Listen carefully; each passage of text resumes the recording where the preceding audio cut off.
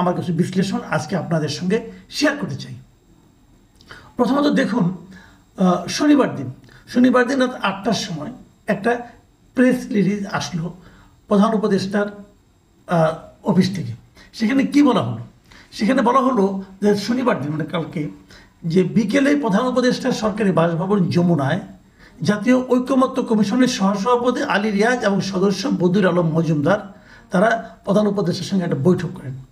সেই বৈঠকে তারা এই সংস্কার কার্যক্রম কেমন চলছে, কাদের সঙ্গে কোন কোন রাজনৈতিক দলের সঙ্গে তারা এর মধ্যে কথা বলেছেন, আরও কার সঙ্গে কথা বলবেন, এগুলো তারা আলোচনা করেন। সেই বৈঠকে প্রধান উপদেষ্টার বিশেষ সহকারী ঐক্যমত্য গঠন বিষয়ক মিস্টার মনির হায়দার তিনিও সেই সময় সেখানে উপস্থিত ছিলেন। তারপর তারা সেখানে আলোচনা করেছেন। কি আলোচনা করেছেন না করেছেন সেটা তো মানে ওনারা যা জানিয়েছেন তাই তো হবে। সেখান থেকে প্রধান উপদেষ্টার প্রেস উইং থেকে একটা বিজ্ঞপ্তি মানে সংবাদ মাধ্যমগুলোতে একটা বিজ্ঞপ্তি পাঠানো হয়। সেখানে বলা হয় যে প্রধান উপদেষ্টা নাকি বলেছেন যে ডিসেম্বরের মধ্যে নির্বাচন আয়োজনে সংস্কার কার্যক্রম দ্রুত এগিয়ে নেওয়ার জন্য উনি তাগিদ দিয়েছেন। এটা 8টার মধ্যে এই বিজ্ঞপ্তিটা এসেছে। তো এই বিজ্ঞপ্তিটা আসতেই পারে যে উনি বলেছেন যে ডিসেম্বরের মধ্যে নির্বাচন হতে পারে, হবে এরকম একটা প্রস্তুতি নিয়ে আপনারা সংস্কার কার্যক্রমটা একটু দ্রুত অগ্রসর করুন। ঠিক রাত্র 9:15 মানে 1 ঘন্টা 15 মিনিট পর সেই বিজ্ঞপ্তিকে আবার সংশোধন করে সেই প্রেস উইং আরেকটা বিজ্ঞপ্তি দিয়েছেন। সেখানে অন্য সব ঠিক আছে, খালি ওটা বলেছেন যে ডিসেম্বর মাসের কথা উল্লেখ করা হয়েছে, ওটা ডিসেম্বর হবে না। প্রকৃতপক্ষে প্রধান উপদেষ্টা জাতীয় ঐক্যমত্য কমিশনের চেয়ারম্যান আগামী ডিসেম্বর থেকে 2026 সালের জুন মাসের মধ্যে জাতীয় নির্বাচনের লক্ষ্য নিয়ে সংস্কার কার্যক্রম এগিয়ে নেওয়ার তাগিদ দিয়েছেন। এটা হলো সংশোধিত বক্তব্য। এখন প্রশ্ন হচ্ছে 1 ঘন্টার মধ্যে এটা সংশোধিত বক্তব্য এলো কেন?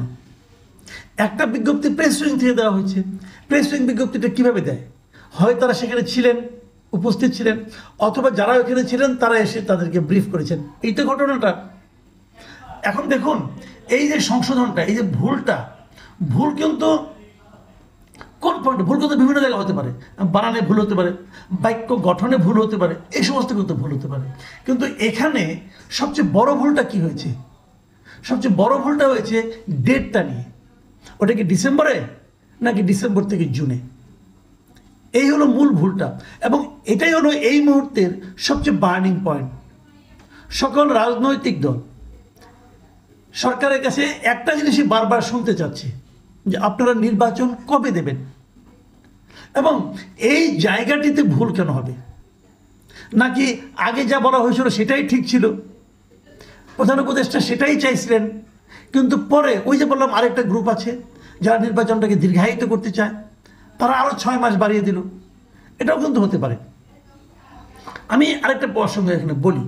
দেখুন, আপনি যদি শব্দগত অর্থ ধরেন তাহলে কিন্তু প্রথম বিজ্ঞপ্তিটাই ঠিক ছিল। কেন ঠিক ছিল আমি বলি আপনাদেরকে। যেমন ধরা যাক, উনি কি বলেছেন? উনি বলেছেন উনি সংস্কার কার্যক্রমকে দ্রুত বেগে এগিয়ে নিতে বলেছেন। তারপর কি বলেছেন? যে আপনারা মাথায় রাখুন নির্বাচনটা ডিসেম্বরে হতে পারে, নির্বাচনটা ডিসেম্বরে হবে, এটা মাথায় রেখে আপনারা সংস্কার কার্যক্রমটা এগিয়ে নিন। মানে এর অর্থটা হলো আপনি ডিসেম্বরের মধ্যে সংস্কার কার্যক্রম শেষ করে ফেলান, তাহলে জানো আমরা ডিসেম্বরে যদি চাই যেন আমরা নির্বাচন করতে পারি। এখন যদি বলা হয় নির্বাচনটা ডিসেম্বর থেকে আগামী বছরের জুন পর্যন্ত হবে, এই জিনিসটাকে মাথায় রেখে অগ্রসর হন, তাহলে এই সংস্কার কার্যক্রমটা কোন সময়টাকে মাথায় রাখবে? ডিসেম্বরকে নাকি জানুয়ারি নাকি ফেব্রুয়ারি নাকি মে নাকি জুন? কোন সময়টাকে তারা মাথায় রাখবে? 6 মাসটা একটু লম্বা রেঞ্জ। আপনি 6 মাসেরকে মাথায় রাখলে কীভাবে হয়? আপনাকে তো একটা টার্গেট ধরতে হবে। যে টার্গেটের কথা পলিটিক্যাল পার্টিগুলি বলছে যে আমাদের একটা নির্বাচনের রোড ম্যাপ দেন, তার মানে কি টার্গেটটা বলে দেন আপনারা কোন দিন কী করবেন, তারপরে কী করবেন। এটা এই জিনিসটা দিতেই যত ঝামেলা। এই জিনিসটা আপনারা বলতে লজ্জা পাচ্ছেন না, কি হচ্ছে এটাই বুঝতে পারছেন। আপনারা বলেন আমরা 5 বছর পর নির্বাচন করব, এটা বলার পর যদি আপনি ক্ষমতায় থাকতে পারেন, টিকে থাকতে পারেন, সেটা আপনাদের বাহাদুরি। ভাই, আপনারা কিন্তু নির্বাচনের মাধ্যমে ম্যান্ডেট নিয়ে আসেন নাই। আপনাদের যাদের নিয়ে আপনারা কমিটি করেছেন প্রত্যেকটা লোক, আমাদের ডক্টর ইউনূস ছাড়া আর কেউ সর্বজন গ্রহণযোগ্য কিনা আবার এটা নিয়ে আমার সন্দেহ আছে, সবারই সন্দেহ আছে। এদেরকে তো অনেকেই গ্রহণ করতে চায় না। তো তারপরও তাদের থাকার খায়েশ আছে, দীর্ঘদিন থাকার খায়েশ আছে। এই খায়েশটা তো লজিক্যাল হতে হবে। এবং ডক্টর ইউনূস যথার্থই বলেছেন যে আপনার ডিসেম্বরকে মাথায়, কারণ উনি তো বলেছেন ডিসেম্বর থেকে জুন পর্যন্ত এই সময়ের মধ্যে উনি নির্বাচন দিতে চান। যদি কম সংস্কার চায় তাহলে ডিসেম্বরে, বেশি সংস্কার চাইলে জানুয়ারিতে। তো যদি পলিটিক্যাল পার্টিগুলো কম সংস্কার দিকে ধাবিত হয়, কম সংস্কারের কথা বলে, তাহলে ডিসেম্বরে হবে নির্বাচন। তাহলে জুনকে মাথায় রেখে সংস্কার কার্যক্রম কীভাবে অগ্রসর হবে? এই জিনিসটা কি ক্লিয়ার হয়? হয় না। একটা শুদ্ধ জিনিসকে এই প্রেসে আবার নিজেদের মতলব হাসিলের জন্য ভুল করে প্রচার করেছে। এটা হলো আমার বিবেচনা। আমার বিবেচনা ভুল হতে পারে, কিন্তু আমি এই তর্কটা তুললাম। এটা নিয়ে আপনারা ভাবুন, আপনারা চিন্তা করুন যে আসলে কি হতে পারে। দেখুন, নির্বাচন জানুয়ারিতে হতে পারে, নির্বাচন ফেব্রুয়ারিতেও হতে পারে। ডক্টর ইউনূস উনি যখন বলছেন যে আমি পলিটিক্যাল পার্টিগুলোর সঙ্গে আলাপ করে নির্বাচন দিতে চাই, তার মানে কি এখানে পলিটিক্যাল পার্টিগুলো কিন্তু একটা গুরুত্বপূর্ণ ফ্যাক্টর। পলিটিক্যাল পার্টিগুলো কি চায় এটা ডক্টর ইউনূস শুনতে চান, এবং ডক্টর ইউনূস কি চান সেটাও তিনি পলিটিক্যাল পার্টিগুলিকে জানাতে চান। তো এই দুই পক্ষের জানাজানির মাধ্যমেই তো ডেটটা স্থির হবে। কিন্তু আমরা দেখছি কি জানি, আমরা অন্য একটা প্রচারণা দেখছি, সব জায়গায় দেখছি। সেটা হলো গিয়ে ডক্টর ইউনূস অসাধারণ ভালো কাজ করছেন, উনি যত ভালো কাজ করছেন এত ভালো কাজ কেউ করতে পারে না, এগুলি বলা হচ্ছে। এবং এটা বলার পরে বলা হচ্ছে উনি 5 বছর থাকুন, উনি আজীবন থাকুন, এগুলি বলা হচ্ছে। আচ্ছা, উনি যখন থাকবেন উনি কাদের নিয়ে থাকবেন? এদেরকে তো নিয়ে থাকবেন যারা ওনার সঙ্গে এখন আছে। এই লোকগুলো কি সবাই কি একদম পারফেক্ট?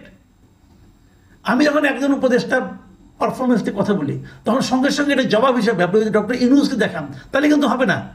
ইউনূস এক জিনিস আর ফরিদা আক্তার আরেক জিনিস, ইউনূস এক জিনিস আর নূরজাহান বেগম আরেক জিনিস, আদিলুর রহমান খান আরেক জিনিস। এগুলো আপনাদেরকে মাথায় রাখতে হবে।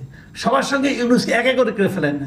ইউনূস তো চাচ্ছে যত দ্রুত নির্বাচন দিতে, আমি তো বোঝা যাচ্ছে এটা ওনার এই ঝামেলার মধ্যে যাওয়ার কোনো আগ্রহ আছে বলে মনে হয় না। সরকার চালানো যে ঝামেলা, মানুষের কাছ থেকে যে সমালোচনা, এই চাপ উনি খুব এনজয় করছেন, এটা আমি পার্সোনালি মনে করি না। ওনার এখন বয়স হয়েছে, একজন লোকের বয়স 84 বছরের উপরে হয়ে গেছে।